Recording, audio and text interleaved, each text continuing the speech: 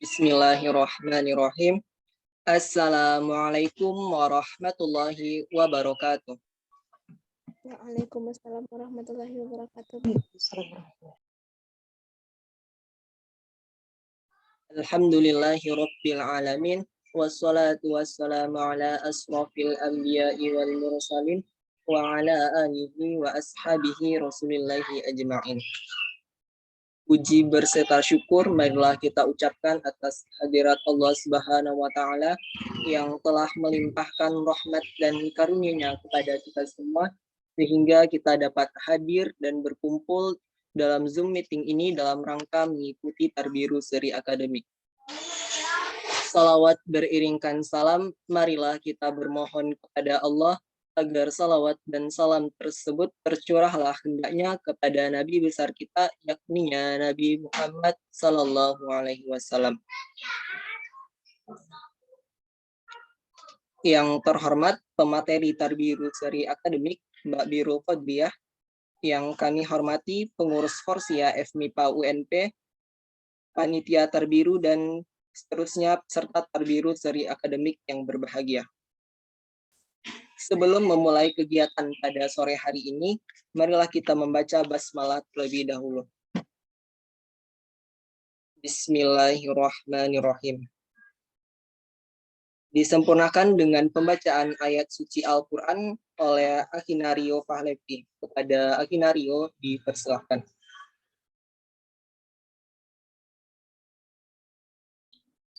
Assalamualaikum warahmatullahi wabarakatuh. Waalaikumsalam warahmatullahi wabarakatuh.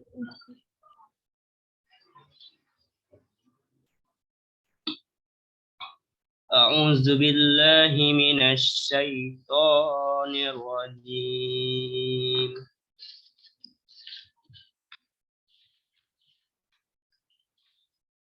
Bismillahirrahmanirrahim.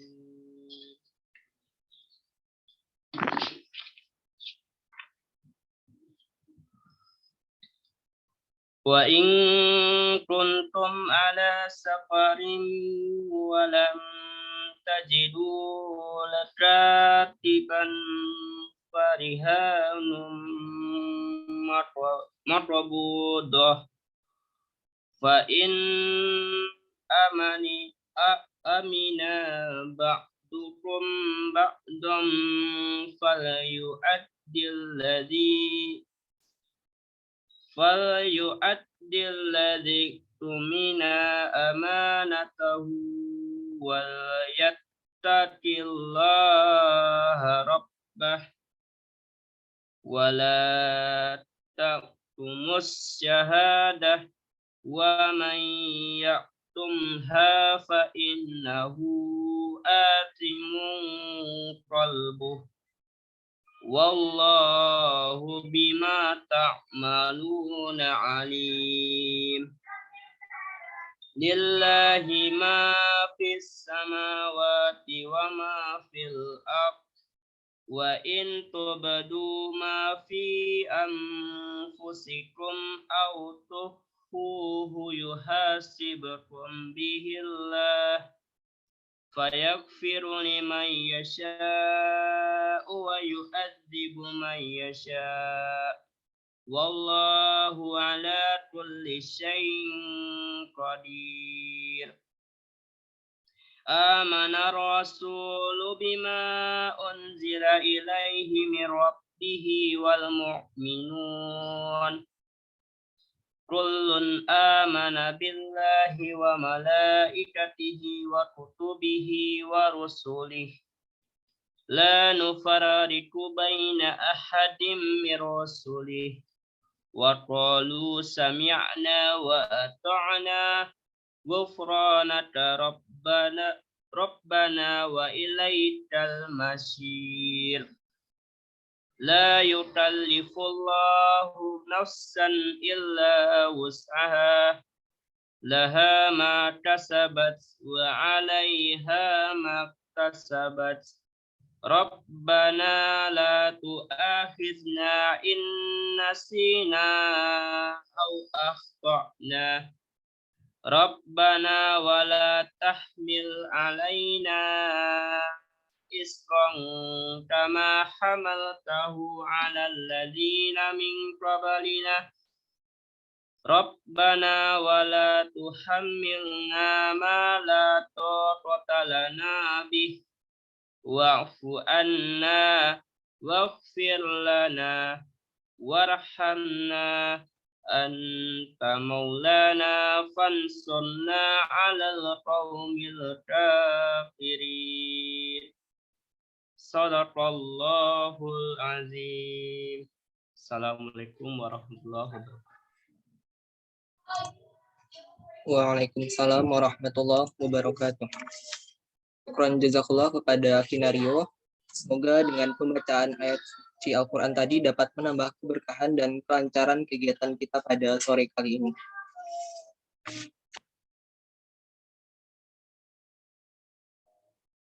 Nah, sebelum memulai sesi pemaparan materi, Ana selaku moderator ingin bertanya kepada ikhwati fillah semua, apakah ikhwati fillah semua telah siap untuk menyimak pemaparan materi pada hari ini? Silakan sampaikan tanggapannya di room chat.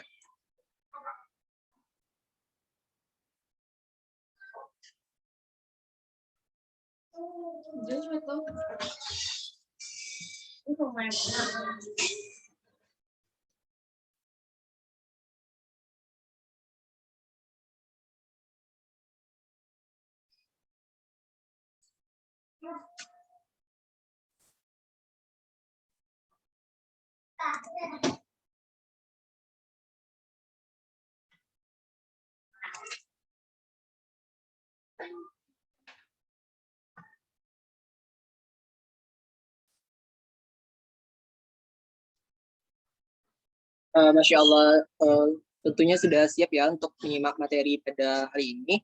Dan jangan lupa ikhwati fillah semua untuk menyiapkan alat tulisnya dan perlengkapan yang diperlukan untuk mencatat materi yang disampaikan oleh pemateri nantinya. Karena Imam Syafi'i pernah berkata bahwa ilmu itu bagaikan hewan buruan dan tulisan adalah ibarat pengikatnya. Dan mencatat dalam menuntut ilmu merupakan salah satu adab dalam menuntut ilmu.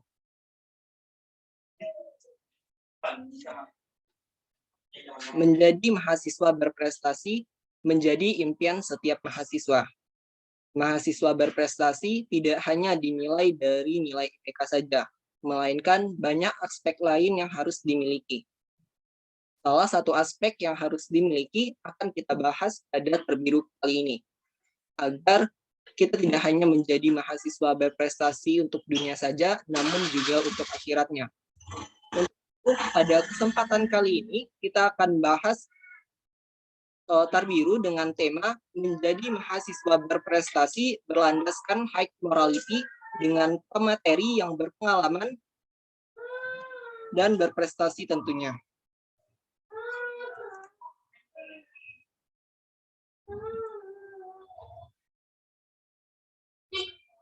Pemimpi yang menginspirasi, begitu sebutan yang melekat pada sosok Mbak Birul Qadriyah. Perempuan asli Bantul yang baru saja menyelesaikan pendidikan S2-nya di jurusan Advancing Nursing Practice, The University of Edinburgh, Scotland, Inggris Raya, dengan beasiswa LPDP. Tak main-main, nilai disertasinya tertinggi di jurusannya, mengalahkan teman-temannya dari berbagai negara seperti Turki, Arab Saudi, Cina, bahkan native student dari Inggris dan Eropa. Prinsipnya hanya satu, do the best, Allah will give a success. Karena manusia wilayahnya adalah berikhtiar dan berdoa. Mbak Birul selalu berusaha memberikan jejak sejarah terbaik di setiap perjalanan hidupnya. Terbukti, Mbak Birul menjadi mahasiswa berprestasi 1 UGM 2013, mahasiswa berprestasi paling inspiratif tingkat nasional, penerima Bidik Misi Award, dan terpilih menjadi Duta Keperawatan Indonesia. Nah, itulah sedikit naratif CV dari pemateri kita yang memiliki pengalaman dan segudang prestasi. Nah, langsung saja kita sapa pemateri kita pada hari ini. Assalamualaikum Mbak Birul. Waalaikumsalam warahmatullahi wabarakatuh, Dek. Bagaimana kabarnya hari ini, Mbak? Alhamdulillah sehat walafiat. Ini luar biasa nih Mbak Bir, moderatornya Sokrates loh. Ya, filosofer ini luar biasa ini. Iya, alhamdulillah sehat deh. Gimana posisinya sekarang, Mbak? Mbak Bir tinggal di BSD sekarang deh, di Tangerang Selatan ya. Oke, Mbak, karena dari peserta terbiru sudah siap untuk menyimak materi, tanpa memperpanjang waktu lagi, dipersilakan kepada Mbak Biru untuk menyampaikan materinya. Baik. Maaf ya kalau ada suara-suara sedikit nih, tangga saya sedang renov, jadi suaranya agak masuk. Terus saya nyari headset, nggak tahu dari tadi nggak ketemu. Maaf ya teman-teman. Mudah-mudahan nggak terlalu terganggu ya, dan mudah-mudahan renovnya segera selesai karena sudah sore. Baik, sebelumnya Assalamualaikum warahmatullahi wabarakatuh. Waalaikumsalam warahmatullahi wabarakatuh. Alhamdulillahirabbil alamin wa bihi nasta'inu ala umurid dunya waddin. Sayyidina Maulana Muhammadin wa ala alihi wa sahbihi ajma'in, amma ba'd. Alhamdulillah di sore hari yang di sini sih mendung ya. Kita dipertemukan Allah, ini senang banget Mbak Biru, sore-sore jalan-jalan ke Padang, setelah pagi tadi jalan-jalan ke Lampung dan ke Bali ya, sekarang ke Padang. Padang tuh favorit saya kalau jalan-jalan, karena kalau lagi naik pesawat tuh senang lihat bawahnya hijau-hijau. Dulu pikir Mbak Biru tuh hutan semua, taunya ternyata jadi hutan sawit ya, kebanyakan ya teman-teman. Jadi senang sekali hari ini bisa ketemu teman-teman semuanya. Allah izin untuk bertemu. Salawat serta salam semoga senantiasa tercurah limpah kepada uswah hasanah kita Nabiullah Muhammad sallallahu alaihi wasallam, dan semoga kelak kita mendapatkan syafaatnya di yaumil kiamat. Amin ya rabbal alamin. Baik, hari ini Mbak Biru diminta untuk cerita-cerita nih teman-teman, sharing tentang gimana sih untuk menjadi seorang muslim yang nggak cuma berprestasi tapi juga berakhlak ya teman-teman, karena sekarang banyak orang yang berprestasi iya tapi berakhlak enggak, atau berakhlak iya tapi prestasi nggak ada. Nah itu kan sebaiknya kita dua-duanya ya teman-teman, seperti halnya dicontohkan oleh Rasulullah, berprestasi iya gitu ya tapi akhlaknya luar biasa. Oke, Mbak Bir izin share screen ya teman-teman. Ya, jadi judulnya berprestasi berlandaskan high morality. Jadi ini ya berat temanya nih. Gimana biar dua-duanya balance gitu ya teman-teman. Nah, ini Mbak Biru tadi udah dibacakan di moderator. Nah, sekarang Mbak Biru mau cerita dulu nih. Kenapa sih Islam menjunjung tinggi tentang moralitas gitu ya, atau koridor moralitas itu salah satunya adalah akhlak ya teman-teman kalau dalam bahasa Islam gitu ya. Jadi kenapa Islam kemudian sangat meng-highlight pentingnya akhlak ini. Bahkan Rasulullah itu diutus tugas utamanya adalah untuk menyempurnakan akhlak manusia ya. Innama bu'istu liutammima makarimal akhlak gitu ya, untuk menyempurnakan akhlak manusia. Berarti ada yang salah dong dengan akhlak manusia gitu ya. Kemudian sampai diutus Rasulullah untuk menyempurnakan akhlak manusia. Ya, memang ada yang perlu diperbaiki. Waktu itu akhlaknya sudah mulai ada, tapi masih ada yang perlu disempurnakan. Alhamdulillahnya Allah kasih teladan kepada kita itu berupa manusia gitu loh teman-teman. Maksudnya Rasulullah itu wujudnya manusia. Untungnya bukan malaikat atau enggak jin.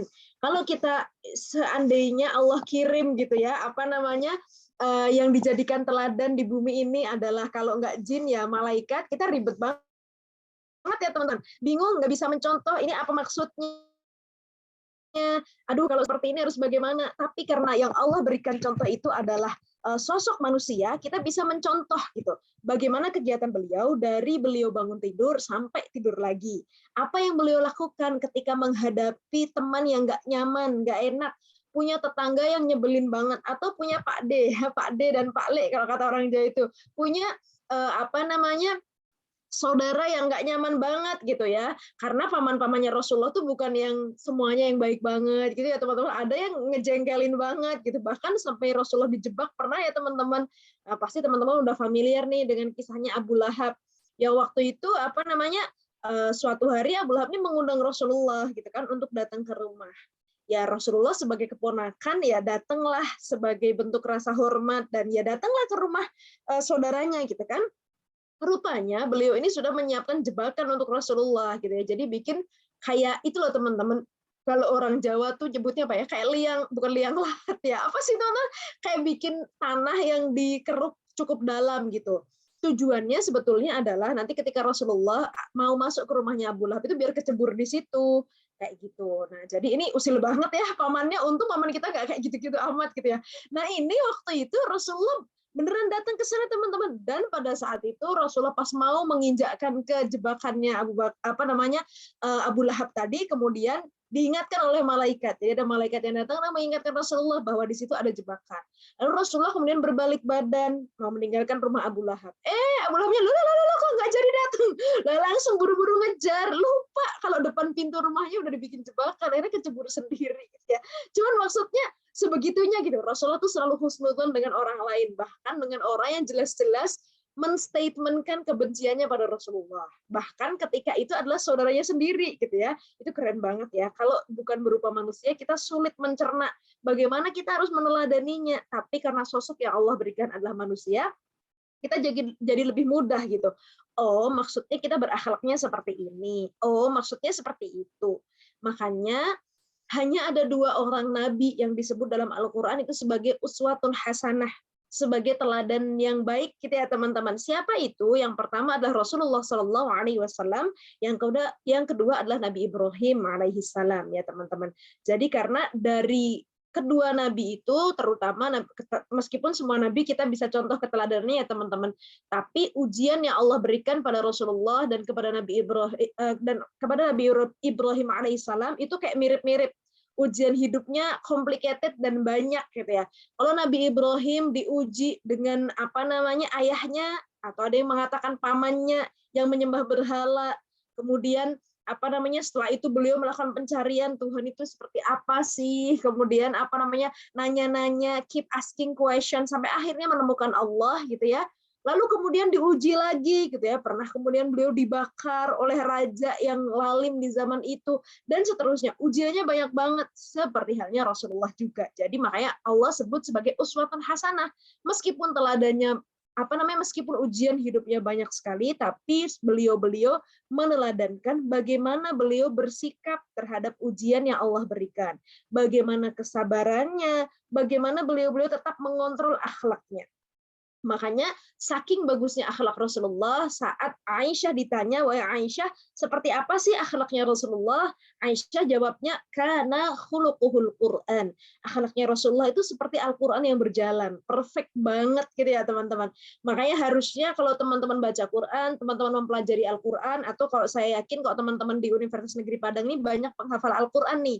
Sebaiknya tidak hanya sekedar dihafal ya teman-teman, tapi harusnya hafalan kita itu terrepresentasi dalam akhlak kita. Makanya seperti Rasulullah, kana khuluqul Qur'an gitu. Akhlaknya itu seperti Al-Qur'an yang berjalan. Jadi kalau orang mau melihat representasi isi Al-Qur'an, lihat Rasulullah. Kayak gitu tuh yang diajarin sama Al-Qur'an. Harusnya kayak gitu juga yang terrepresentasi di kita, teman-teman. Nah, kita merepresentasikan apa-apa yang diperintahkan oleh Allah di dalam Al-Qur'an gitu ya. Itu.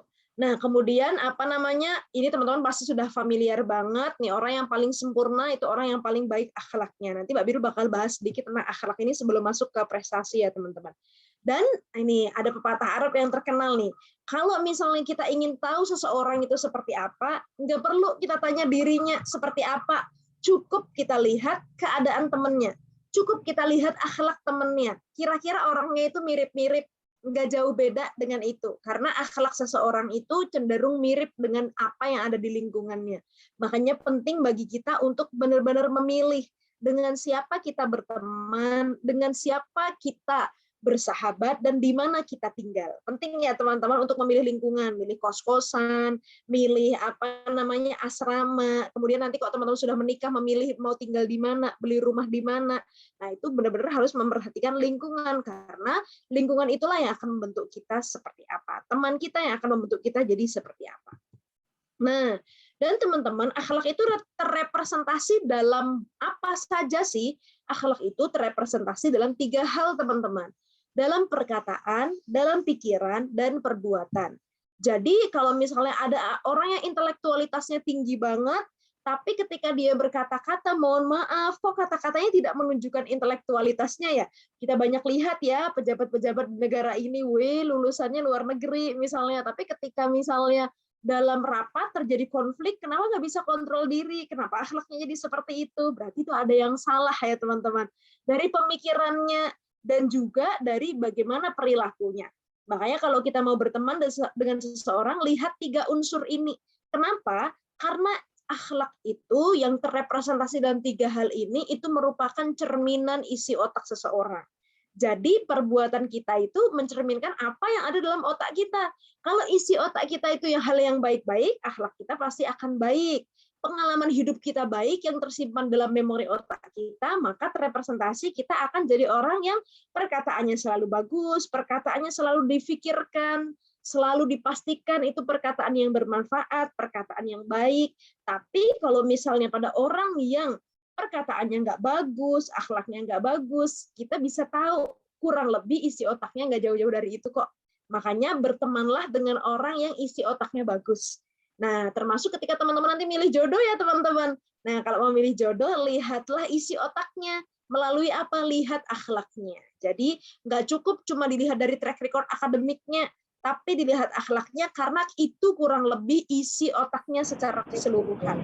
Karena akhlaknya menampakkan apa-apa yang ada dalam otaknya. Itulah kenapa dalam Islam akhlak itu merupakan cerminan kesempurnaan iman seseorang. Kalau ada orang yang beribadah luar biasa banget tapi akhlaknya masih mohon maaf belum bagus gitu ya, berarti tuh ada yang perlu dipertanyakan karena seharusnya ibadah itu berefek dong ke akhlaknya menjadi lebih baik. Kalau ibadahnya itu belum merubah akhlaknya, berarti masih ada yang salah dengan proses ibadahnya. Entah dia belajarnya nggak berkah untuk beribadahnya itu, entah beribadahnya nggak dilandasi ilmu, entah niat beribadahnya apa, kita nggak tahu ya teman-teman. Tapi seharusnya kalau kita semakin bagus ibadahnya, semakin bagus ilmunya, maka semakin baik pula akhlaknya. Maaf ya teman-teman, ada suara. Kayaknya motong keramik lagi itu tangganya. Apa ya teman-teman? Oke. Nah, inilah yang tadi Mbak Biru sebutkan betapa pentingnya kita memilih teman, betapa pentingnya kita memilih saudara, memilih sahabat ya teman-teman. Oh, maaf. Karena tadi sahabat kita, orang terdekat kita, lingkungan kita itu akan menentukan dan akan mempengaruhi bagaimana akhlak kita, bagaimana sikap kita. Ini sudah ada penelitiannya ya teman-teman bahwa di otak kita itu ada yang namanya mirror neuron. Mirror neuron itu apa sih? Bahwa rupanya di otak kita di area prefrontal, area di sini nih teman-teman, otak yang area berpikir, makanya kok teman-teman lagi pusing kan yang dipegangin bukan belakang ya. Kok belakang itu darah tinggi ya teman. Yang di belakang yang dipegangin sini aduh pusing banget nih. Karena memang otak area kita berpikir itu di sebelah sini teman-teman. Ini area prefrontal. Makanya kalau di area situ itu terjadi gangguan, misalnya ada tumor di area situ atau enggak terkena kecelakaan di area itu nggak aman banget. Jadi pernah ada satu pasien di RSCM, ya ini teman saya kebetulan dokter spesialis syaraf di sana, dia cerita ada salah satu pasiennya itu yang kena tumor teman-teman, kanker ya di otak bagian depannya sini. Akibatnya kan area otaknya di situ tuh jadi nggak seluas sebelumnya gitu loh, karena kan dioperasi terus diangkat, jadi kan ada area otaknya yang berkurang, terus jadi nggak berfungsi dengan baik area otak berpikirnya. Akhirnya apa teman-teman, dia nggak bisa mikir loh. Kita tuh seneng banget, alhamdulillah Allah izin kita bisa berpikir. Makanya teman-teman misalnya haus bisa berpikir, oh aku perlu minum. Misalnya teman-teman udah mulai menguap bisa berpikir, oh aku ngantuk, aku perlu istirahat. Kok bisa berpikir seperti itu? Karena kita punya otak pusat berpikir. Ketika pusat otak berpikir itu tidak berfungsi, teman-teman, kita nggak bisa membuat keputusan apa yang harus kita lakukan. Kalau saya seperti ini harus gimana? Jadi pasiennya teman saya itu, beliau cerita ke saya, pasiennya itu karena punya gangguan di prefrontal cortex, jadi dia ketika haus, teman-teman, itu nggak ngerti harus ngapain. Sedih banget ya teman-teman, meskipun di depannya ada air, dia nggak bisa menghubungkan air ini fungsinya untuk apa. Terus kalau aku haus harus gimana? Itu nggak ngerti. Karena nggak bisa mikir teman-teman. Sedih banget nggak sih? Kalau Allah cabut nikmat setitik aja di area otak kita, di area prefrontal ini, terus kita jadi ketergantungan pada orang lain. Karena kita sama sekali nggak bisa membuat keputusan, nggak bisa membuat planning dalam hidup kita. Karena semuanya ada di area prefrontal cortex ini gitu ya. Jadi akhirnya orangnya tuh ketika mau pup juga misalnya sakit perut, nggak ngerti apa yang harus dilakukan teman-teman. Akhirnya dia harus di full asisten oleh keluarganya gitu. Jadi benar-benar karena nggak ngerti, nggak bisa mikir apa, padahal badannya sehat, cuma bermasalah sedikit di area otaknya, di area prefrontal. Makanya betapa bersyukurnya Allah kasih kita nikmat sehat dan nikmat bisa berpikir ya teman-teman. Nah, di area prefrontal cortex itu ada yang namanya mirror neuron. Mirror neuron itu apa sih? Itu adalah neuron yang otomatis membuat kita itu mirroring, teman-teman. Mirroring itu meniru ya. Kita punya kecenderungan untuk meniru apa-apa yang sering kita lihat. Jadi makanya teman-teman jangan heran kalau misalnya punya teman yang awalnya dia mungkin sering ke masjid gitu kan. Awalnya biasa aja, orangnya ugal-ugalan gitu ya. Tapi karena sering ke masjid, habis itu lihat teman-temannya kayaknya berpakaiannya kok nyaman ya kok dilihat yang seperti itu. Kok kayaknya gaya bicaranya nyaman kalau seperti itu. Akhirnya rajin ke masjid 2 bulan misalnya, lama-lama mirip-mirip cara berperilakunya gitu dan sebagainya. Kenapa? Karena secara tidak langsung dia mirroring, teman-teman. Tubuh kita itu mirroring secara tidak langsung, kita jadi pengen melakukan seperti itu gitu ya. Sama ketika teman-teman bergaul dengan orang yang nggak benar misalnya, yang perempuan nih misalnya bergaul dengan teman-teman sosialita gitu. Pas awal-awal kayaknya solehah banget gitu ya, baru sebulan bergaul, habis itu kok penampilannya jadi kayak begitu nih, orang ikut-ikutan gitu ya. Karena apa? Dia mirroring, sering melihat apa-apa yang dia lihat dan otomatis kita pengen menirukan. Jadi itu kita sadari maupun tidak kita sadari, otak kita bekerja seperti itu, teman-teman. Oleh karena itu, benar-benar agama Islam itu mewanti-wanti, benar-benar deh, hati-hati kalau pilih lingkungan, hati-hati pilih teman. Bahkan kalau Imam Asy-Syafi'i itu menyarankan, kalau kamu mau beli rumah, gitu ya, lihat dulu siapa tetangganya. Jadi jangan asal beli rumah yang murah doang, bagus doang. Lihat dulu siapa tetangganya, karena dia akan jadi lingkungan kita, orang yang selalu kita lihat tiap hari. Yang itu berpotensi kita mirroring ke lingkungan itu. Kita akan ikut-ikutan seperti itu kalau kitanya nggak kuat. Kecuali kitanya yang kuat, kita bisa dimirror oleh orang lain. Nah itu bagus kalau teman-teman bisa kayak gitu. Cuman kan kita nggak bisa mastiin ya, kita masuk yang kategori yang mirroring atau yang dimirror, kan gitu masalahnya ya. Mungkin kita kuat dalam beberapa hal, tapi nggak tahu dengan beberapa hal yang lain. Nah, jadi teman-teman, akhlak kita itu tadi buah dari isi otak kita seperti apa. Permasalahannya adalah ternyata teman-teman ada waktu di mana kita tidak bisa mengontrol akhlak kita. Ada waktu di mana kita nggak menyadari apa-apa yang kita lakukan. Jadi ada kondisi di mana kita nggak sadar. Oh, aku tuh lagi mengucapkan kalimat ini. Oh, aku tuh lagi berakhlak seperti ini. Di kondisi apa itu, teman-teman? Ini secara sains ya, teman-teman. Dan itu makanya agama Islam sangat aware dengan ini. Di kondisi apa, teman-teman? Di kondisi kita lagi marah, di kondisi kita lagi takut, di kondisi teman-teman lagi jatuh cinta ya, atau enggak frustasi, itu kita otak pusat berpikirnya dihack sama pusat emosi, teman-teman. Akhirnya apa? Teman-teman nggak bisa mikir kalau lagi deg-degan banget, lagi takut banget. Misalnya teman-teman mau presentasi, udah siap-siap gitu kan, tiba-tiba sampai depan tuh ngeblank. Ya Allah, tadi mau ngomong apa ya? Kok bisa? Ya karena otak prefrontal kita lagi dihack sama pusat emosi kita. Karena pusat emosi kita lagi dominan, namanya ini peristiwanya amigdala hijack, teman-teman. Jadi otak kita di hijack sama amigdala. Termasuk ketika kita lagi marah. Jarang kalau kita marah itu bisa mengontrol kayak astagfirullah. Itu kan kalau astagfirullah kita mengalihkan ke ucapan yang lain. Tapi kan sebenarnya kita pengen merespon ucapan orang dan sebagainya yang marah-marah ke kita. Itulah kenapa dalam Islam kalau kita lagi marah-marah, kalau emang kamu nggak bisa mengontrol, mending diam. Kan daul ghadaba bisumti, diam. Kenapa? Karena kalau kita merespon, ucapan kita itu di luar kontrol kita. Karena kita lagi nggak bisa berpikir, teman-teman. Dan itu nggak aman banget. Apalagi kalau teman-teman marah sama anak, nanti kalau udah punya anak. Wah, itu kan ucapan kita bisa berbuah doa ya, teman-teman. Dan laki-laki nih, hati-hati. Islam itu sangat aware banget terhadap ucapan. Bahwa kita harus mempertanggungjawabkan setiap ucapan kita ya. Nah, teman-teman meskipun marah, kan mengucap talak bisa dihitung kalau laki-laki. Nah, itu sebenarnya biar aware ya teman-teman. Saya pernah ada kayak gitu, orang malam-malam gitu kan, jam 2:30 malam, kita lagi mau bangun tahajud, kaget ada yang ketok-ketok. Wah, saya udah khawatir nih, biasanya kalau ada yang ketok-ketok ke rumah saya malam-malam tuh orang kesurupan. Itu suami saya kan biasa dimintain tolong gitu, kalau ada orang kesurupan. Wah, tuh jangan-jangan 2:30 ada orang kesurupan pula. Rupanya ada keluarga yang tadi suaminya lagi capek, dia marah-marah, terus tidak disadari mengucapkan talak, teman-teman. Wah, itu sedih banget ya teman-teman. Makanya hati-hati mengontrol ucapan kita. Saat kita lagi marah, mending berzikir, berwudu. Kan ada anjurannya dalam Islam, kita berwudu. Kalau berwudu masih marah, kita sholat. Kalau sholat masih marah-marah, aneh ya. Dalam sholat kok marah-marah? Gimana ceritanya ya? Nggak bisa. Nah itu termasuk hati-hati ketika kita jatuh cinta. Kita juga nggak bisa mengontrol akhlak dan tutur kata kita ya teman-teman. Makanya ada yang namanya bucin ya kan teman-teman. Nah, jadi itu kayak bisa orangnya kok kita yang ngelihat orang yang lagi jatuh cinta itu kayak kok nggak logis banget sih, kok bisa ya dia kayak gitu nggak logis banget. Ya emang dia lagi nggak logis karena dia lagi nggak bisa mikir, teman-teman. Kita kok jadi bisa logis karena kita lagi nggak jatuh cinta, kita bisa mikir. Makanya buat teman-teman mahasiswa ini jatuh cintalah tepat pada waktunya. Biar kalau lagi nggak bisa mikir nggak apa-apa, cek gitu karena udah nikah nggak masalah.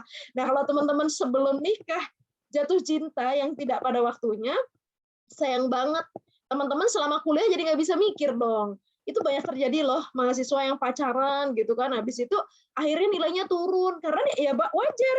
Karena dia selama jatuh cinta itu lagi nggak bisa mikir teman-teman, yang bekerja pusat emosinya ya nilainya turun. Sayang kan, daripada kayak gitu mending teman-teman gunakan untuk seoptimal mungkin untuk berpikir. Ntar jatuh cinta pada waktunya ya teman-teman toh. Nah, ciri-ciri orang yang belajar itu apa sih teman-teman? Jadi kan teman-teman sekarang belajar nih di kampus jadi mahasiswa. Ciri-cirinya apa kalau teman-teman belajar? Cirinya adalah ada perubahan. Jadi ciri orang yang belajar tuh ada yang berubah teman-teman. Berubah pengetahuannya, dan puncak dari pengetahuan yang kita miliki itu adalah adanya perubahan behavior. Itu udah ada research-nya ya teman-teman. Behavior kalau dalam bahasa Islam akhlak. Jadi harusnya makanya semakin kita berilmu, semakin bagus akhlak kita. Ini nggak jadi mahasiswa sama jadi mahasiswa akhlaknya sama aja. Wah, itu dipertanyakan di mahasiswa belajar apa aja dia. Kan gitu ya teman-teman. Makanya kata Imam Asy-Syafi'i, ilmu itu tidak sekedar dihafal, tapi diamalkan. Jadi buahnya ilmu itu ada gitu ya teman-teman. Kalau cuma teman-teman hafal doang, ya udah jadi pohon doang, pohonnya pun nggak bisa rindang gitu, nggak bisa niungin orang di sekitarnya gitu ya. Tapi kalau teman-teman amalkan menjadi manfaat bagi orang lain. Nah, terus apa hubungannya antara berakhlak, berilmu, dan berprestasi?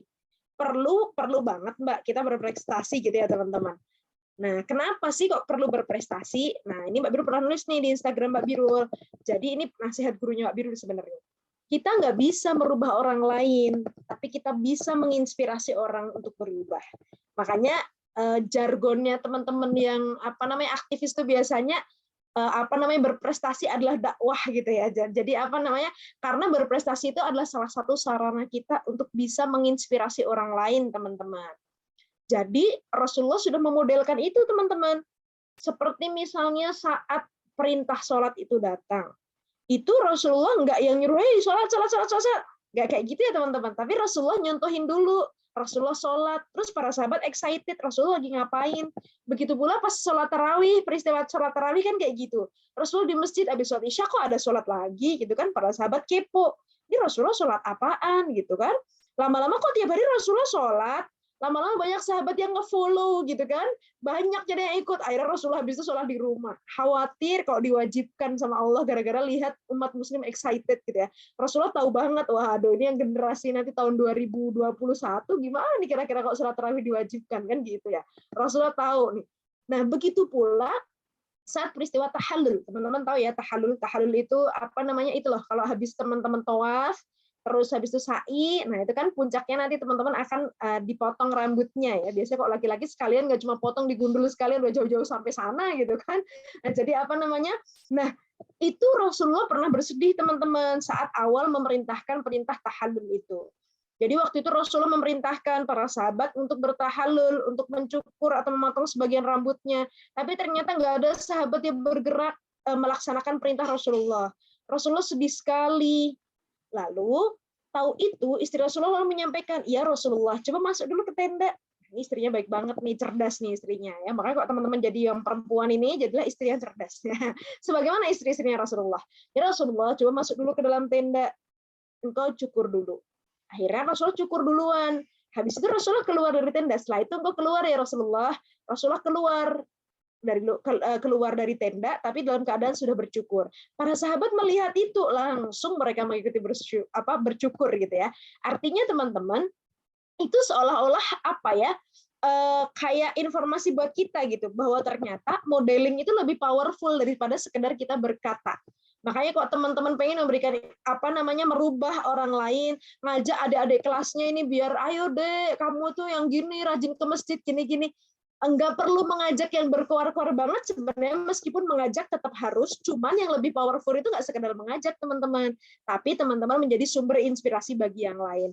oh ternyata kalau kayak kakak itu keren banget ya, udah rajin ke masjid, soleh, IPK-nya tertinggi, prestasinya internasional, ih keren banget, aku pengen kayak kakak itu misalnya. Nah kayak gitu tuh teman-teman, akhirnya jadi semangat, banyak yang pengen ikut ke masjid karena terinspirasi. Jadi prestasi teman-teman menjadi sarana dakwah untuk terus menebar kebaikan ke orang lain. Orang lain jadi terinspirasi, keren ya kalau jadi orang yang rajin ngaji itu bisa kayak gitu tuh, kayak kakaknya yang itu tuh keren banget. Nah kayak gitu tuh misalnya teman-teman, itu dulu yang kita lakukan di UGM. Jadi dulu apa namanya, Mbak Biru dan teman-teman Mbak Biru tuh kayak bikin tim gitu khusus, kita yang anak-anak apa namanya, yuk yang aktif di organisasi keislaman, kita jadi contoh ya buat yang lain. Pastikan kalau ada di jurusan ini yang IPK-nya tertinggi, maka itu dari kita, orang yang aktif di masjid. Kalau misalnya ada ketua BEM, maka dari kita, orang yang aktif di masjid. Kalau ada mahasiswa berprestasi, dari kita yang aktif di masjid. Akhirnya dari situ, itu adik-adik kelas kayak, ih keren banget ya kalau ikut organisasi yang aktif di masjid, jadi keren-keren kayak kakak-kakak itu gitu ya. Akhirnya pada banyak yang aktif di masjid gitu, karena terinspirasi dari kakak-kakaknya yang memberikan contoh, memberikan modeling ya teman-teman. Mbak Biru yakin kalau ini teman-teman yang hadir di sini ini pasti apa namanya orang-orang yang banyak menebar inspirasi kebaikan untuk adik-adiknya, untuk lingkungannya, sehingga mereka terinspirasi untuk nge-follow kebaikan yang kita lakukan. Itu jadi amal jariah ya teman-teman, ketika kebaikan teman-teman membuahkan kebaikan bagi yang lain, menginspirasi orang lain untuk berbuat kebaikan. Nah, banyak yang bertanya nih, terutama adik-adik mahasiswa baru nih, kayak tadi pagi Mbak Biru ngisi di Udayana juga mahasiswa baru, mereka suka ini insecure ya, bahwa aku ngerasa kayak aku tuh nggak punya kemampuan apa-apa, aku tuh kayak, nah dan sebagainya. Kita lupa bahwa Allah itu sudah bekali kita potensi untuk berprestasi ya teman-teman. Jadi semua orang itu berpeluang dan bisa untuk berprestasi, tergantung kita mau apa enggak berprestasi, tinggal kayak gitu ya teman-teman. Karena kan teman-teman kuliah di kampus yang sama, fasilitasnya sama. Tinggal kenapa ada yang berprestasi, kenapa ada yang enggak, gitu pertanyaannya. Nah, yang berprestasi, kenapa dia bisa berprestasi? Karena dia mau memaksimalkan ya teman-teman. Memaksimalkan potensi yang Allah berikan, memaksimalkan peluang yang Allah berikan, sehingga hasilnya lebih maksimal ya teman-teman. Karena dia memaksimalkan semua energinya, mencurahkan semua potensi yang dimiliki untuk berkarya, ya kan teman-teman. Ini Allah selalu mention nih di Al-Quran, banyak banget kok teman-teman baca, cermati dan pelajari, teman-teman akan banyak banget menemukan apa namanya ayat yang Allah itu nge-highlight. Bukankah aku sudah beri kamu penglihatan? Apakah kamu tidak berpikir? Bukankah kamu punya pendengaran? Pokoknya itu Allah sering banget nge-highlight. Aku telah memberi kamu pendengaran, penglihatan, dan hati agar kamu berpikir. Banyak Allah kayak nyindir-nyindir kita gitu loh. Kamu tuh kan udah aku kasih gini, lu nggak dipakai sih. Kamu kan udah dikasih kayak gini, masa nggak bisa berkarya sih? Nah, jadi apa namanya? Tadi ya teman-teman, Allah udah kasih kita modal untuk berprestasi, tinggal kita mau gunain apa enggak. Mbak Biru jadi ingat cerita, ini cerita real, Mbak Biru lupa namanya, bagus banget, ini ada di bukunya lupa Mbak Biru. Bagus banget. Mungkin teman-teman sebenarnya tahu nama beliau ini, tapi Mbak Biru lupa namanya masalahnya. Jadi beliau itu salah satu pengusaha yang luar biasa banget. Maksudnya udah karyanya itu luar biasa gitu ya. Beliau orang US. Nah, jadi apa namanya? Suatu hari usahanya itu mengalami kebangkrutan yang luar biasa, teman-teman. Jadi kayak misalnya lagi pandemi sekarang ini kan bangkrut bisa habis-habisan gitu ya, teman-teman. Bangkrut benar-benar bangkrut sebangkrut-bangkrutnya. Nah, seperti yang dialami pengusaha ini, dia benar-benar kolaps, bangkrut sampai nggak punya apa-apa. Bahkan dia pun untuk sewa rumah nggak punya. Jadi kok di luar negeri, teman-teman, biasanya kita itu kok tinggal di kota, itu jarang banget yang punya rumah beneran. Itu sultan banget kalau sampai punya rumah di kota gitu ya. Itu mahal banget rumah di kota biasanya. Kalaupun punya rumah, biasanya di pinggiran. Nah, kalau di kota, itu apa namanya rata-rata pada sewa. Nah, biaya sewanya itu lumayan banget, teman-teman. Kayak Mbak Biru kemarin di Inggris itu sebulannya untuk sewa kosan ya, itu sekitar 10 juta lebih, hampir 11 juta. Itu kalau di Padang kayaknya bisa buat ngekos setahun ya, teman-teman. Nah, ini di sana cuma bisa buat sebulan gitu. Makanya ketika kita nggak punya pekerjaan atau nggak mengalami kebangkrutan yang luar biasa, itu benar-benar nggak punya uang buat ngekos gitu loh. Bayangin kos-kosannya sekamar doang aja 11 jutaan gitu kan. Gimana ceritanya mau nyewa buat sekeluarga. Nah, jadi beliau ini benar-benar udah pailit banget, nggak punya uang sama sekali, sampai akhirnya ditinggalkan oleh keluarganya. terus tinggal sendiri, terus kayak beliau jadi homeless. Makanya kok teman-teman lihat di TV-TV mungkin kayak jarang ya, di luar negeri kayak maju banget ya, itu yang segi majunya ya teman-teman. Tapi banyak juga di sana yang homeless alias nggak punya rumah. Kalau teman-teman di Indonesia, terutama di Padang, misalnya semiskin-miskinnya, insya Allah masih punya tempat tinggal ya teman-teman, masih bisa tinggal di rumah orang tua. Nah, kalau di luar negeri itu benar-benar kalau benar-benar miskin itu benar-benar nggak punya tempat tinggal teman-teman. Jadi homeless kayak gelandangan gitu. Nah, itu bisa terjadi pada siapapun yang kehilangan pekerjaan. Kok di sana biasanya seperti itu. Nah, jadi apa namanya? Beliau ini akhirnya udah homeless, nggak punya rumah, udah sedih banget. Kenapa ya aku seperti ini gitu. Tapi akhirnya beliau ngelihat, tapi aku masih bisa bergerak. Tapi aku bisa melihat. Tapi aku bisa mendengar. Akhirnya beliau sadar bahwa aku masih diberikan kesehatan. Dari situ kemudian jadilah tukang cuci piring. Akhirnya beliau nyuci piring gitu kan, akhirnya bisa beli makan dengan uang yang didapatkan dari situ. Terus dia berpikir, aku baru modal menggerakkan tanganku saja bisa dapat rezeki gitu. Apalagi kalau aku menggunakan semua potensi yang aku miliki, pasti bisa lebih banyak lagi rezeki dan juga peluang yang kudapatkan. Akhirnya dia menggunakan potensi paling puncaknya teman-teman. Apa itu? Kemampuan berpikir ya teman-teman. Itu yang membedakan manusia dengan makhluk yang lain. Yang bikin malaikat aja iri sama kita gitu kan. Karena kita punya kemampuan berpikir. Itu kemampuan tertinggi kita teman-teman. Gunakan itu. Akhirnya beliau berpikir gitu. Sampai akhirnya menemukan ide untuk membuat suatu bisnis. Dan jadi kaya lagi gitu ya, karena tadi diawali dari apa, reflection. Dia sadar bahwa Allah udah bekali aku banyak banget potensi, meskipun aku nggak punya uang, nggak punya ini, tapi aku masih punya badan yang sehat, aku punya penglihatan, dan yang pasti masih bisa berpikir. Nah, kalau kita bisa seperti itu teman-teman, bisa, ya Allah betapa nikmat banget diberikan kesehatan. Karena teman-teman nggak sehat dikit aja nggak enak banget loh. Kayak Mbak Birul beberapa waktu yang lalu itu pernah ketiduran, terus kayak habis berkegiatan capek banget, ketiduran masih lengkap dengan dress code gitu kan, ketiduran lupa tempat tidurnya belum dibersihin. Padahal kan salah satu adab kalau mau tidur tuh harus kita bersihkan dulu tempat tidurnya. Itu benar-benar capek banget terus ketiduran, terus tahu nggak teman-teman? Tiba-tiba telinga Mbak Birul kemasukan semut. Ya Allah, itu masuk IGD. Di IGD yang bisa keluar, akhirnya sampai masuk ke spesialis THT. Buat ngeluarin seekor semut itu habis 1 juta. Ya Allah, itu kata Mbak Birul, ini nikmat sehat, telinganya nggak kemasukan benda itu udah nikmat yang luar biasa. Ini baru kemasukan semut aja udah kerasa banget, ya Allah betapa nikmat, telinganya nggak diganggu apa-apa itu enak banget gitu ya. Ini baru kemasukan semut aja ribet langsung masuk IGD. Karena telinga kita kan pusat keseimbangan ya teman-teman. Itu semutnya gigitin gendang telinga teman-teman. Ya Allah nyeri banget sampai Mbak Birul itu berdiri tuh nggak bisa seimbang berdirinya. Saking nyerinya telinganya gitu kan. Akhirnya ya Allah betapa nikmat sehat itu nikmat yang luar biasa. Makanya kalau teman-teman masih punya kesehatan dan masih hidup, artinya teman-teman masih punya potensi dan punya peluang untuk berprestasi. Tinggal mau apa enggak. Gitu ya teman-teman. Nah, ini Mbak Bir mau cerita satu lagi, teman-teman mungkin tahu dan familiar, ini namanya Helen Keller. Ini juga sama, kan bukan muslim Mbak, loh, tapi kan kita bisa mengambil hikmah dari manapun ya teman-teman. Karena seorang muslim itu dia melihat sesuatu itu selalu melihat hal positifnya dan tahu bahwa ada hikmah di sana. Helen Keller ini bukan seorang muslim, tapi Mbak Birul tertampar gitu dengan beliau, terus kayak ngerasa, ya Allah, aku kok bisa ya kok potensinya sebanyak ini tapi nggak ngeh gitu bahwa potensinya sebanyak ini.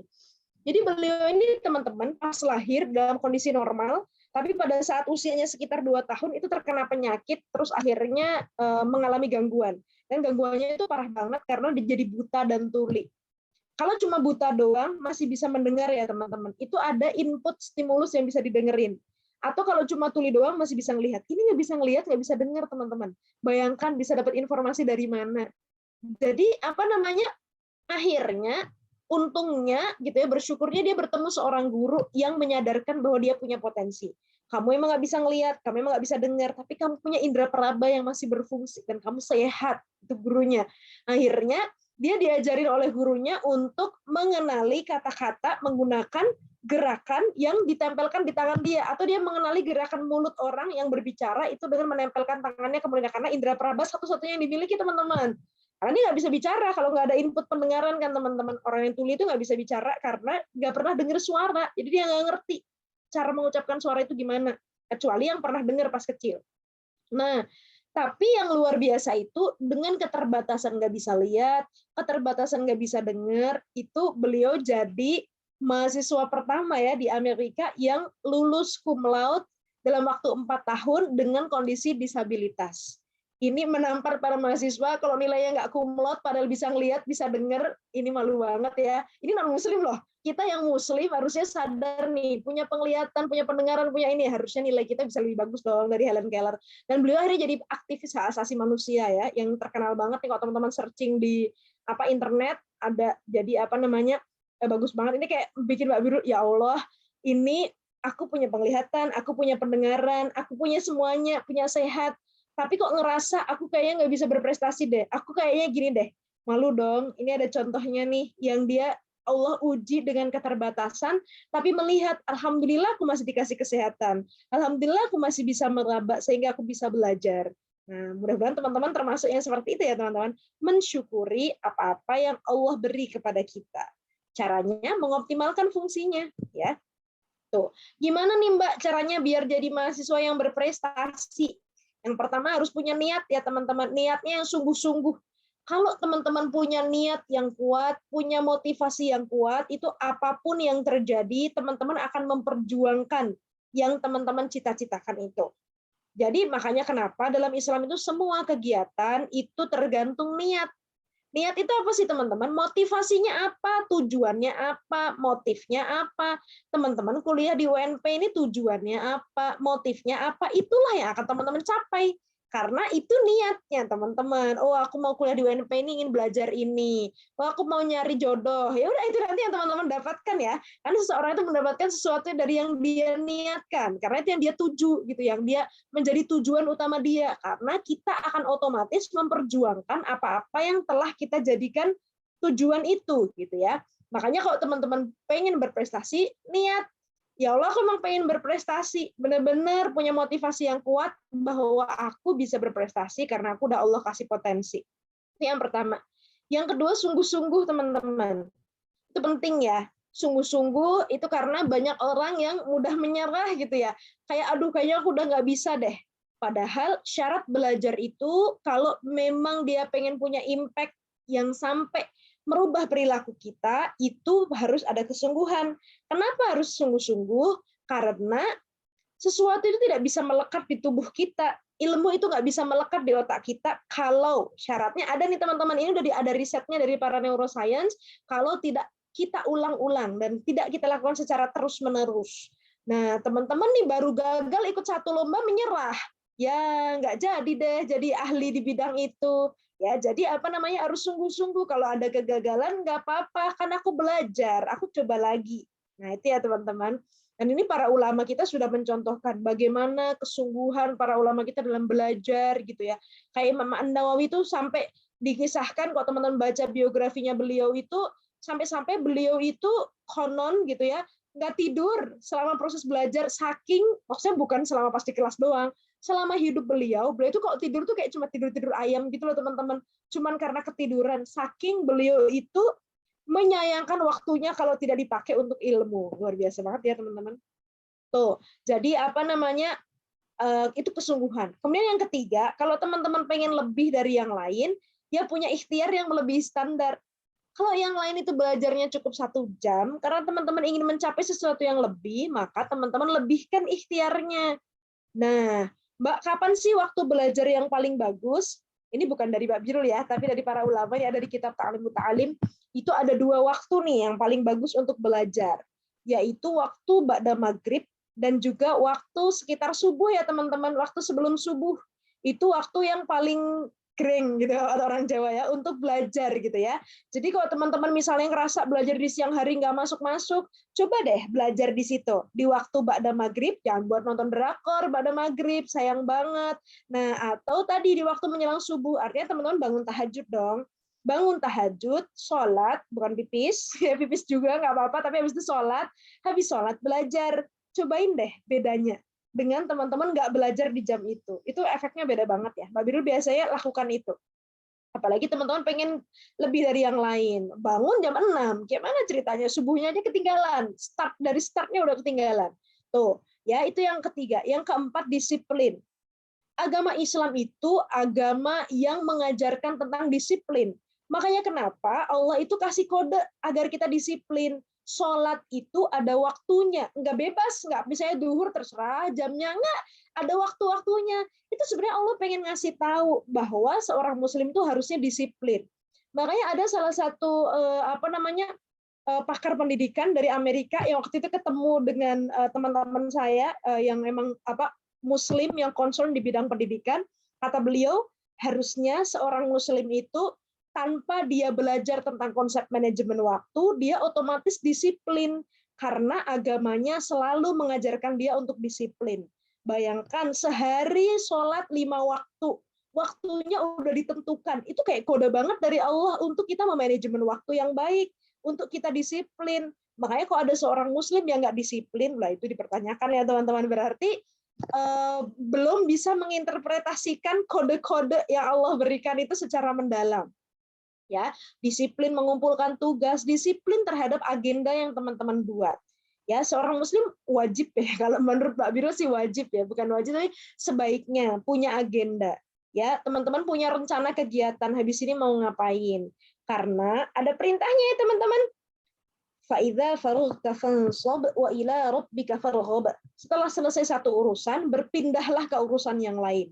Gimana kita mau berpindah kalau nggak ngerti urusan berikutnya apa? Ya, jadi kalau gurunya Mbak Biru menginterpretasikan itu bahwa itu adalah sesungguhnya kode gitu. Seorang Muslim harusnya punya agenda kegiatan karena dia tahu harus segera berpindah ke urusan berikutnya setelah selesai satu urusan.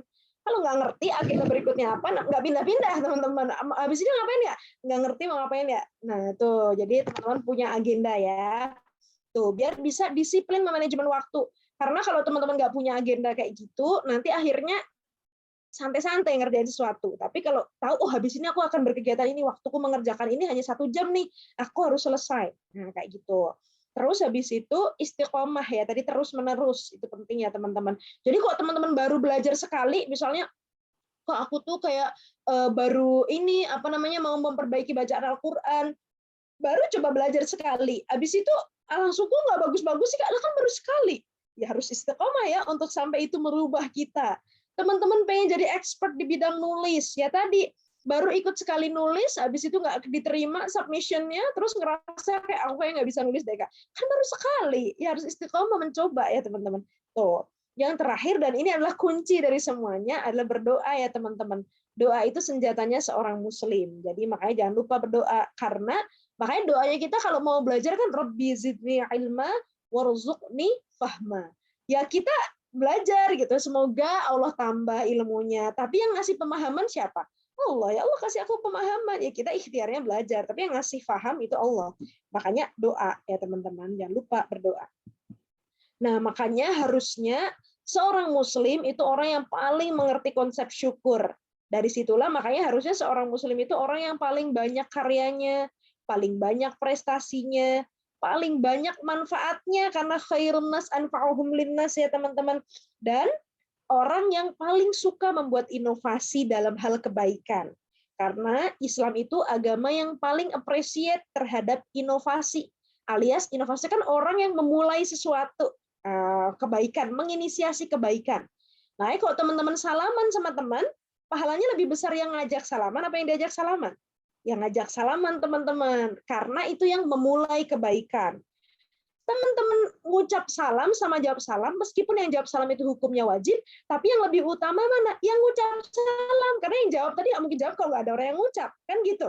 Jadi Islam itu betapa sangat mengapresiasi inisiasi kebaikan atau inovasi kalau bahasanya sekarang ya teman-teman.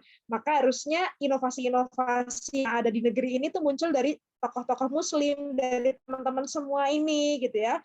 Jadi jangan jadi seorang Muslim yang malas berinovasi. Aduh, malas melakukan penelitian, malas ini padahal perintah pertamanya suruh baca, Iqra. Iqra itu bahasa Inggrisnya bukan reading ya teman-teman, bukan ya teman-teman, tapi advanced reading. Advanced reading itu membaca beyond something. Artinya riset ya teman-teman, itu sebenarnya riset, nggak sekedar baca. Makanya teman-teman nih kayak siapa nih Dek Socrates tadi kan backgroundnya riset tentang riset. Nah, jadi bagus, harusnya seorang Muslim tuh risetnya banyak. Jangan kuliah doang, nggak punya karya apa-apa. Nah, itu sayang banget gitu ya, teman-teman. Terus kalau gagal gimana, Mbak? Udah mencoba gini, ikut lomba itu, gagal gimana? Ya, dalam kegagalan, nih Allah nih selalu melihat, memaknai kegagalan itu sebagai sesuatu hal yang positif gitu loh, teman-teman. Nah, bahkan Allah mention nih, beserta kesulitan ada kemudahan gitu ya, bahkan 2 kali. Jadi dalam satu kesulitan, di balik itu ada 2 kemudahan. Jadi ketika teman-teman lagi diuji kesulitan, coba ingat-ingat ini. Oh, ini Allah mau ngasih kemudahan apa ya? Kalau teman-teman mau berusaha menemukan solusinya, pasti ada solusinya. Karena itu udah janji Allah ya, teman-teman. Kalau teman-teman misalnya nggak menang apa dan sebagainya, menurut teman-teman itu kayak akhir dari segalanya, tapi tidak menurut Allah. Bisa jadi itu yang baik buat kita. Kalau kita menang terus misalnya, berpotensi kita jadi sombong. Allah tahu banget nih, bahaya banget nih kalau dilanjutin dia juara jadi sombong, harus dikalahin dulu sesekali biar dia tawadhu misalnya. Karena ada orang yang kayak gitu ya, teman-teman. Itu Allah yang paling tahu, orang dia yang bikin, ya kan, teman-teman. Jadi ketika teman-teman sedang diuji kegagalan, maka ambillah sisi positifnya, apa hikmahnya. Dan kegagalan itu bukan gagal ya, teman-teman. Ketika teman-teman sudah mencoba, teman-teman itu sudah belajar. Artinya sesungguhnya tidak ada yang namanya gagal, karena teman-teman di situ sudah belajar. Ada yang meningkat di diri teman-teman, cuman achievement-nya aja nggak tercapai. Ya udah, coba lagi ya, teman-teman. Toh. Nah, terakhir time to reflect nih. Apakah dengan bertambahnya prestasi dan pengetahuan kita, akhlak kita telah berubah menjadi lebih baik? Itu menjadi pertanyaan kita ya, teman-teman. Seharusnya sih prestasi kita makin banyak, akhlak kita makin banyak, maka prestasi kita lebih banyak, pengetahuan kita lebih banyak, maka akhlak kita jadi lebih baik. Mbak Biru biasa nulis di Instagram Mbak Biru @birulqadriyah, dan juga di blog ya, www.birusolihah.blogspot.com. Nah, terakhir banget, kok terakhir lagi ya, kira-kira apa ya maksud Allah memberi kita umur hingga hari ini? Kenapa Allah nggak cabut kita dari dulu-dulu? Kenapa masih dikasih kesempatan kuliah di UNP? Apa maksudnya? Nah, itu teman-teman yang cari tahu maksudnya ya. Apakah biar teman-teman memberikan sejarah di UNP? Apakah biar teman-teman memberikan karya yang berdampak di masyarakat? Itu jadi PR buat teman-teman to reflect. Kenapa Allah kasih kesempatan kita hidup sampai hari ini. Terima kasih teman-teman. Kita lanjut ke ngobrol-ngobrol. Assalamualaikum warahmatullahi wabarakatuh. Kami kembalikan ke Dek Tegar. Waalaikumsalam warahmatullahi wabarakatuh. Masya Allah sekali ya penjelasan materi dari Mbak Birul tadi. Nah, dari pemaparan Mbak Birul tadi tuh ada beberapa tips dalam berprestasi. Yang pertama itu kita harus memiliki niat yang lurus. Selanjutnya itu harus bersungguh-sungguh. Kalau gagal, silakan coba lagi dan jangan pantang menyerah. Selanjutnya itu harus memiliki ikhtiar yang dilebihkan dari orang lain. Misalkan orang lain biasanya hanya belajar dalam 1 jam, maka kita belajar 2 jam dan lebih dari yang lainnya. Dan tentunya kita juga harus disiplin. Nah, selanjutnya kita masuk kepada sisi tanya jawab. Dipersilakan kepada ikhwati fillah yang ingin bertanya terkait pemaparan materi tadi ataupun seputar pengalaman Mbak Birul, disilahkan. Boleh melalui room chat ataupun langsung raise hand di fitur Zoom-nya.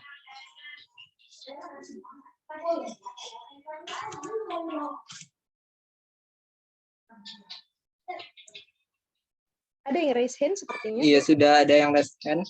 Dipersilakan kepada Olive. Selamat sore, Mbak. Selamat sore, Dek Olive. Mbak, mungkin saya ingin share dikit cerita. Jadi saya punya teman, dia itu lagi kuliah kan. Kan di masa online ini kebanyakan tuh para mahasiswa tuh bosan dengan media, selalu melihat Zoom gitu kan. Bosan gitu. Jadi dia kehilangan motivasi untuk belajar kayak gitu.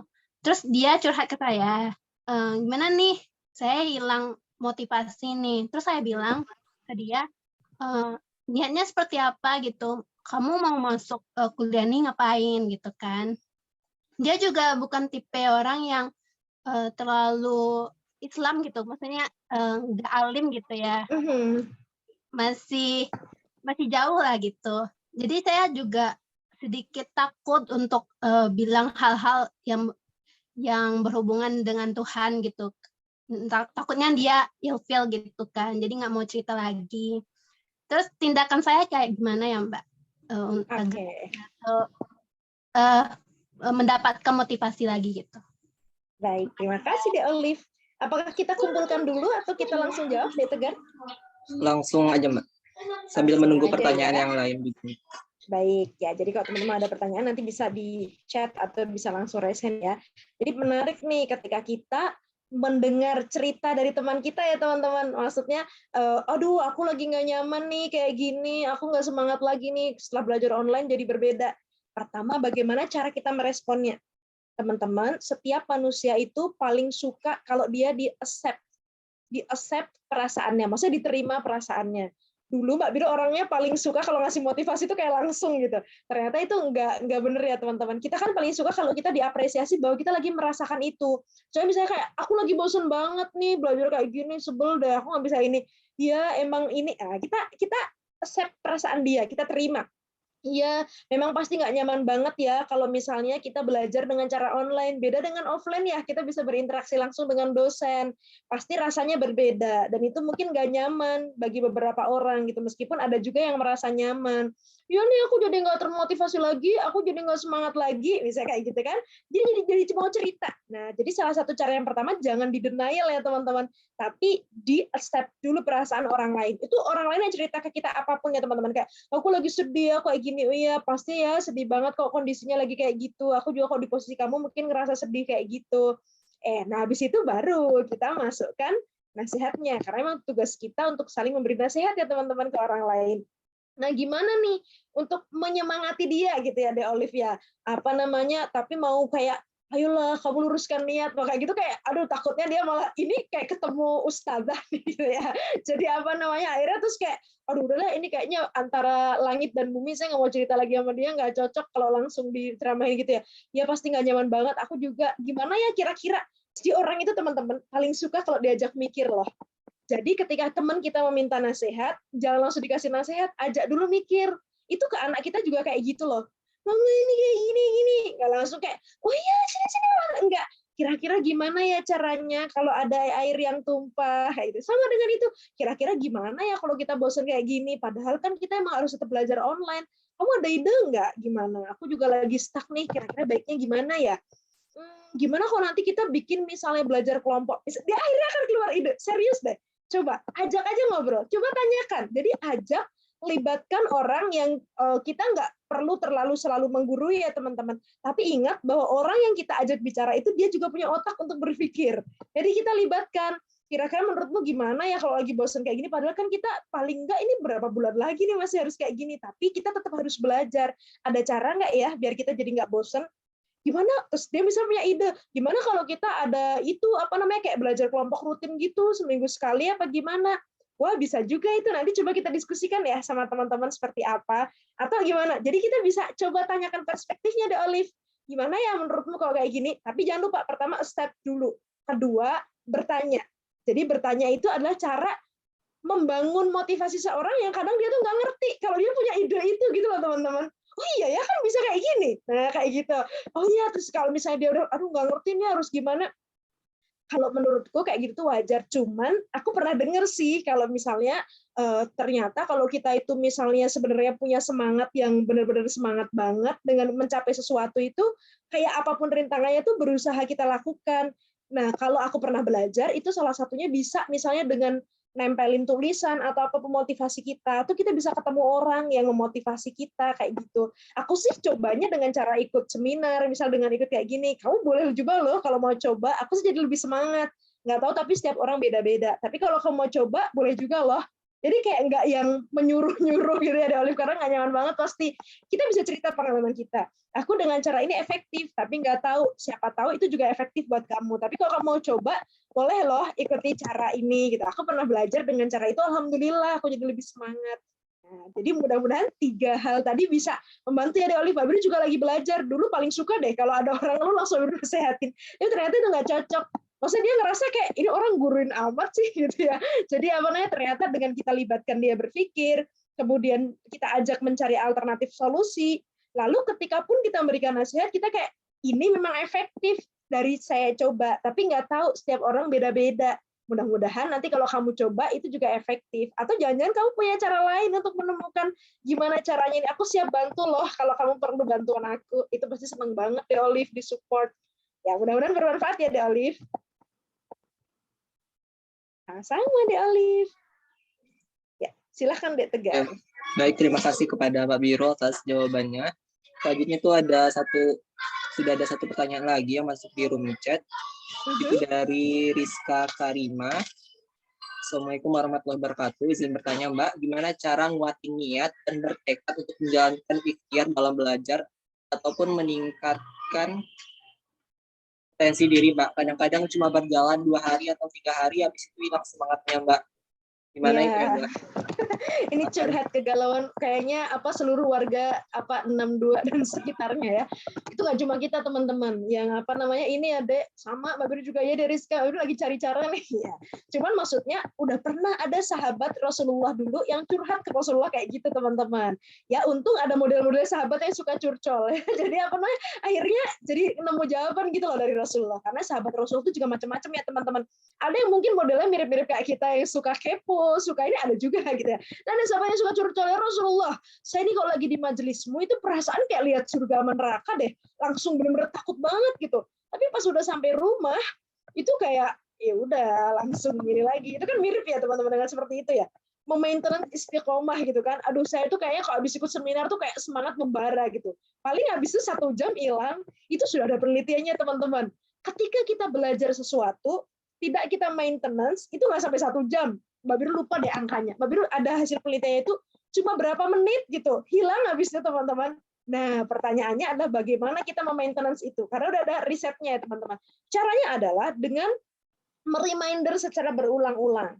Nah, caranya gimana? Kalau Mbak Biro, yang Mbak Biro lakukan, ada beberapa cara nih teman-teman. Pertama, membuat target.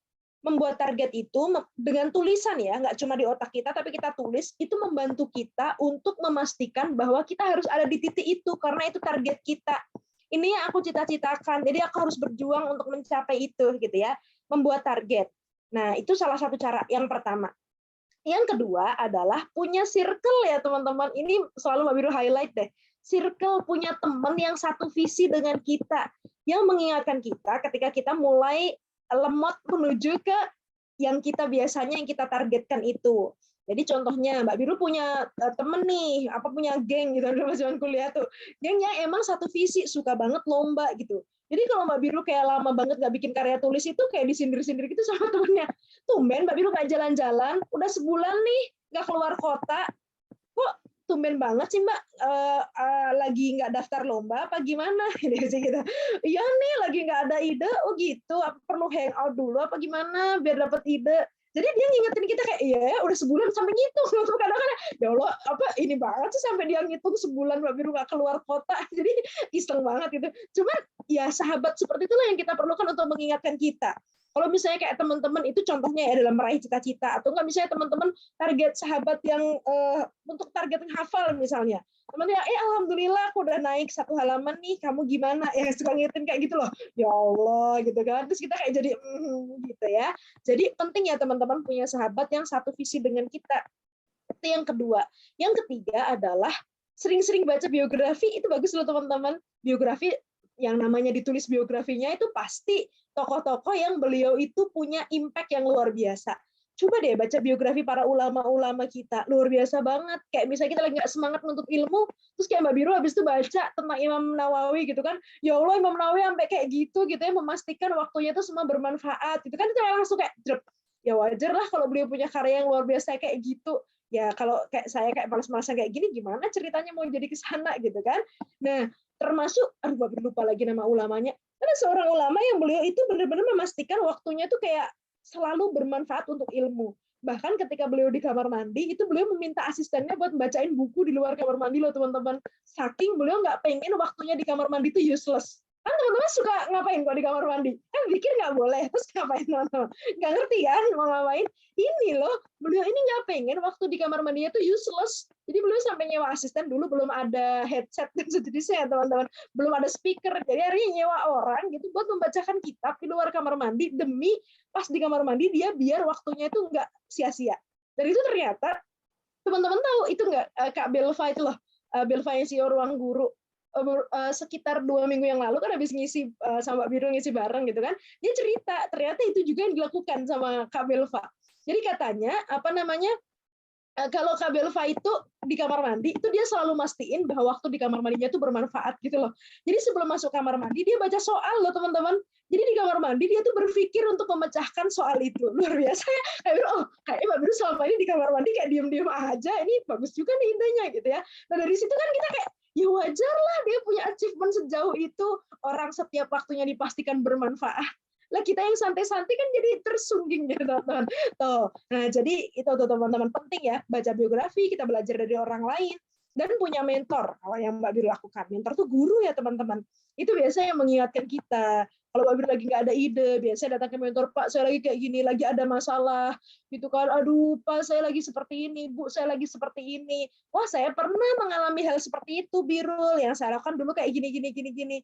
Karena kita bisa belajar dari orang yang sudah punya pengalaman itu sebelumnya ya teman-teman. Nah, teman-teman bisa punya mentor dosennya misalnya atau guru ngajinya atau sebagainya yang kira-kira bisa menjadikan teman-teman itu istiqomah di areanya itu. Mbak Biru punya beberapa mentor ya. Maksudnya mentor di bidang agama punya, di bidang kehidupan punya, di bidang riset punya. Jadi ketika Mbak Biru lagi ada masalah yang berhubungan dengan itu, Mbak Biru akan datang ke mentornya.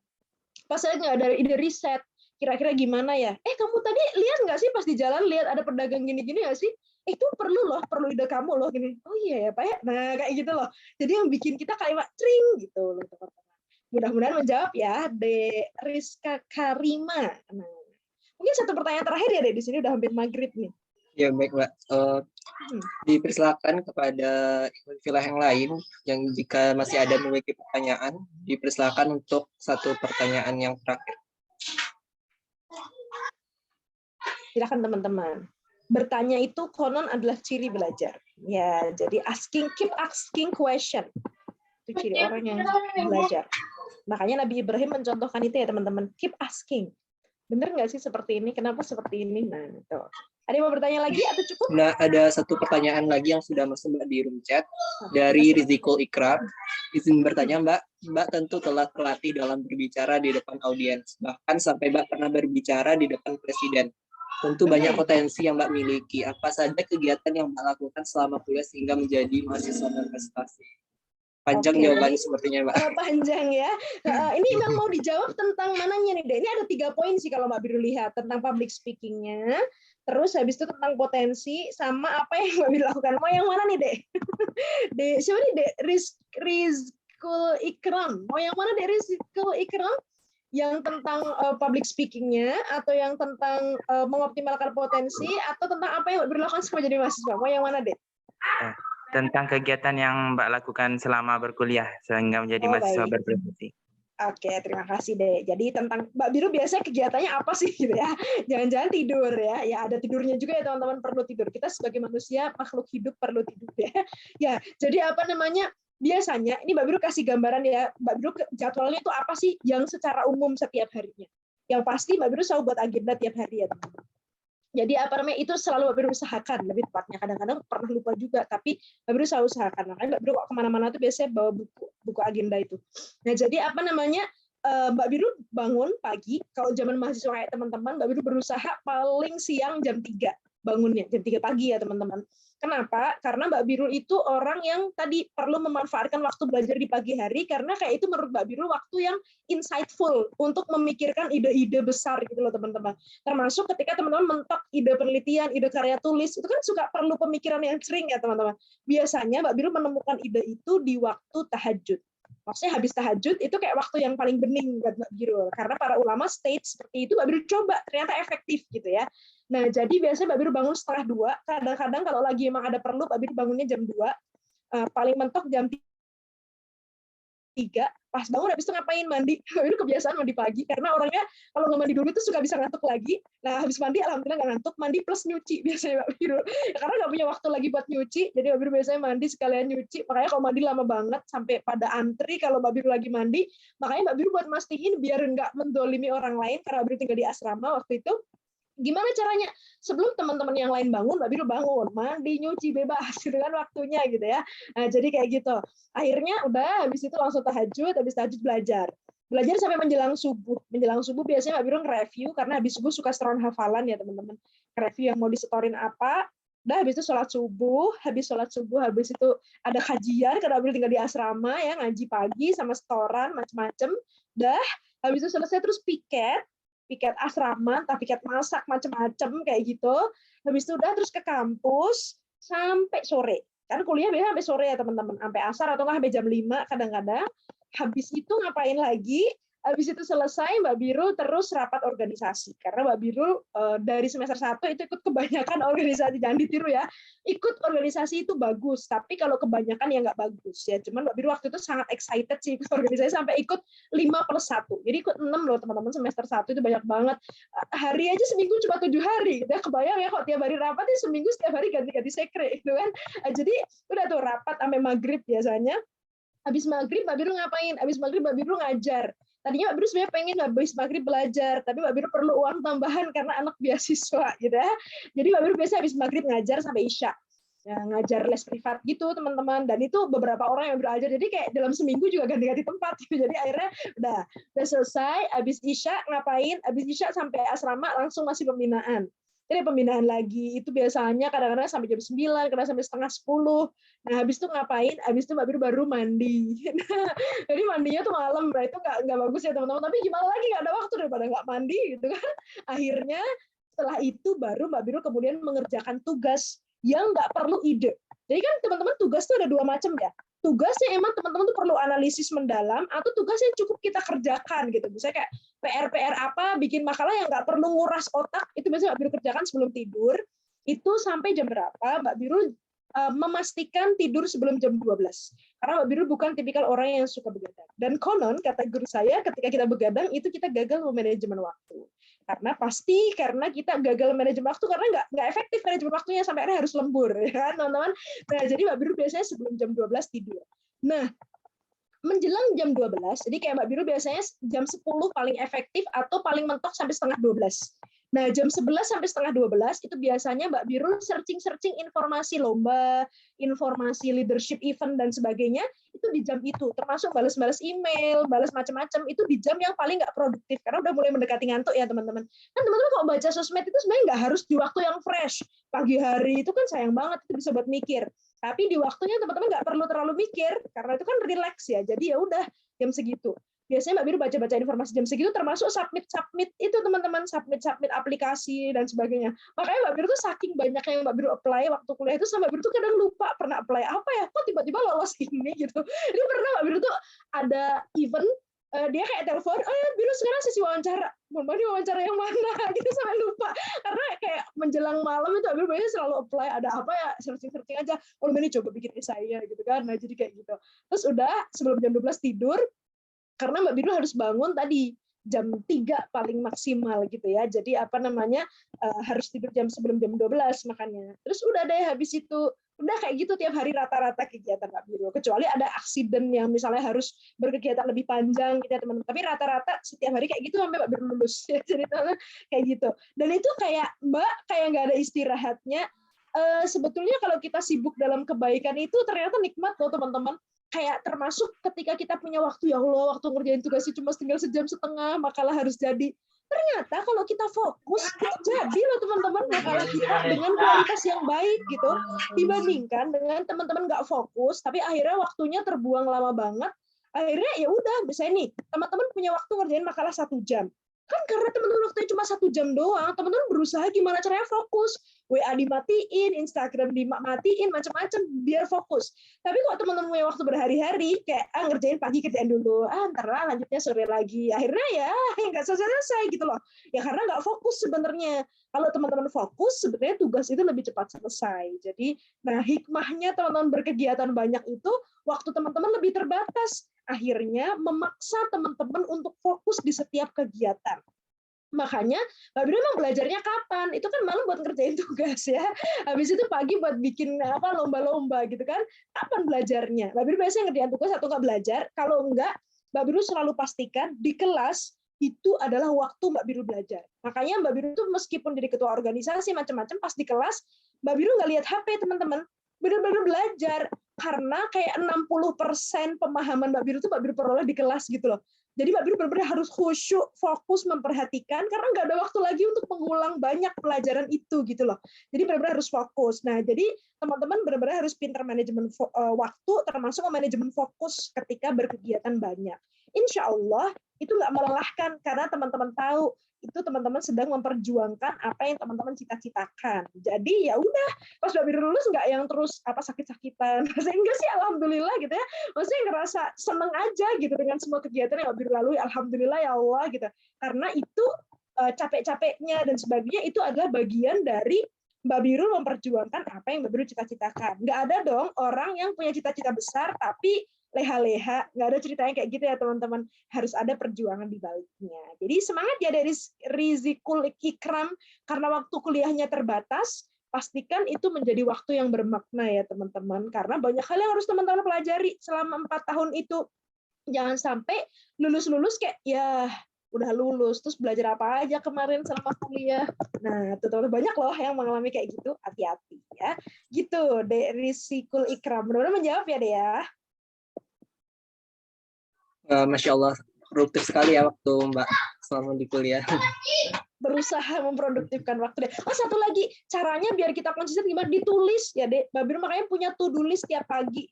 Selain punya agenda kayak tahunan dan sebagainya, bulanan, Mbak Biru juga punya to-do list tiap pagi. Jadi tahu, misalnya lupa habis ini mau ngapain ya, lihat catatan. Oh, habis ini aku mau berkegiatan ini, habis ini ini. Biru nanti jam segini ketemu bisa nggak? Sebentar ya aku cek dulu.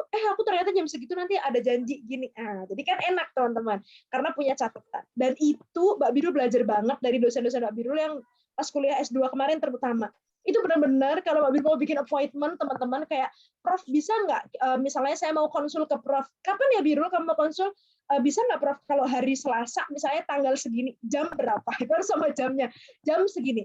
Biru hari Selasa itu waktuku full, aku ada waktu tapi cuma 10 menit dari jam segini sampai jam segini. Apakah kamu bisa pastikan 10 menit itu efektif? Siap Prof. Maksudnya keren banget. Sampai ke menit-menit loh teman-teman di manajemen waktu. Itu non muslim loh teman-teman. Kita yang sebagai seorang muslim kayak ya Allah malu banget kalau kita waktunya amburadul ya.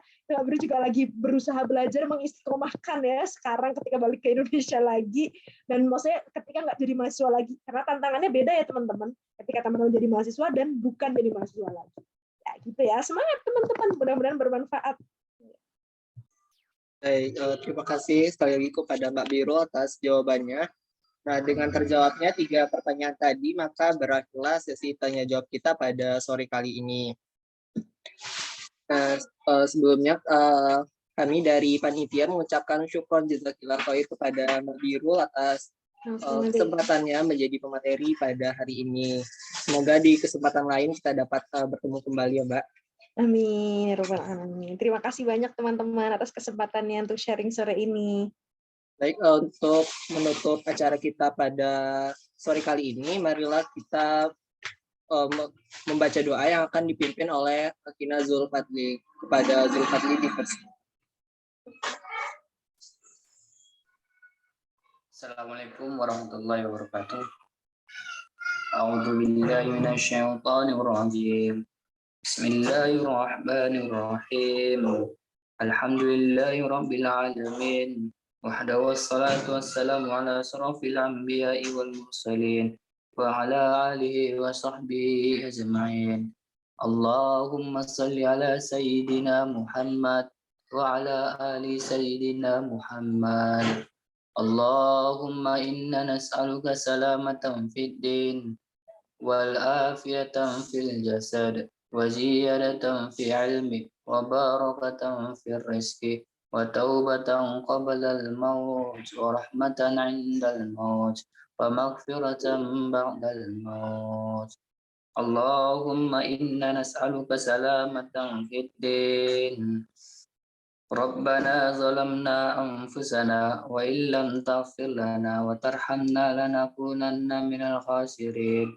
Allahumma inna nas'aluka ilman nafi'an. Allahumma inna nas'aluka ilman nafi'an. Rabbana atina fid dunya hasanah wa fil akhirati hasanah wa qina azabannar. Bifadlika subhana rabbika rabbil izzati amma yasifun. Wassalamun alal mursalin walhamdulillahi rabbil alamin. Assalamualaikum warahmatullahi wabarakatuh. Waalaikumsalam warahmatullahi wabarakatuh.